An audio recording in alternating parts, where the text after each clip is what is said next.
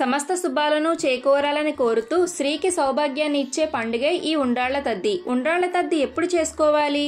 September నెలలో వచ్చే భాద్రపద మాసం దక్షిణాయంలో పౌర్ణమి తర్వాత వచ్చే తదియా రోజున ఉండ్రాళ్ల తద్దిగా చేసుకుంటాము. సెప్టెంబర్ 9వ తేదీ మంగళవారం ఉండ్రాళ్ల తద్ది. ఉండ్రాళ్ల తద్ది రోజున తెల్లవారుజామునే లేచి స్నానం ఆచరించి దీపారాధన చేసిన తర్వాత ఆకు వేసుకుని అన్నం తినాలి. దీనిలో తప్పనిసరిగా గోంగూర పచ్చడి కూడా ఉండాలి. ఇలా తిన్న తర్వాత సాయంత్రం వరకు ఏమీ తినరాదు. సాయంత్రం వేళ 5 ఉండ్రాళ్లు, ఒక జ్యోతి, ఆరిది వేసి అమ్మవారికి ఇంకా ఎవరైతే పూజ చేస్తారో వారికి కూడా కలిపి ప్రసాదంగా నివేదించాలి. జ్యోతి అంటే బియ్యం పిండితో చేసే దీపం. ఆ జ్యోతిని మాత్రం ఎవరైతే వెలిగిస్తారో వారు మాత్రమే తినాలి. ఉండ్రాళ్ల తద్ది పూజకు 5 పోగుల దారంతో అమ్మవారికి ఎవరైతే పూజ చేస్తారో వారికి కూడా చేతికి మెడలోనికి తోరం ఉండాలి. చేతికి కట్టే తోరానికి 5 పోగుల దారంతో 5 ముడులుండేలా చూసుకోవాలి.